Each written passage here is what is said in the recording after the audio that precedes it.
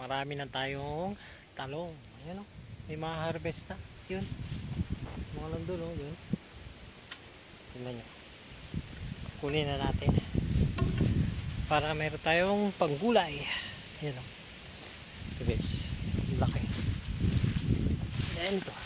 Ayan. Una na natin. Baka maunahan pa tayo.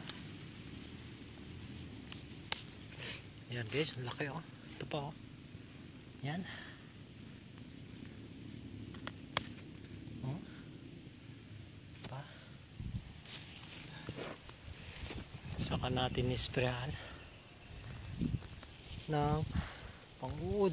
Kasi may uod siya. Kinakain. Ayan. Pero pwede pa. Ayan. Ayan guys. Hanapin natin yung magaganda. Kaya nito, may wood na. Tanggalin na natin. Ayan. Nala na ng wood. Natusok.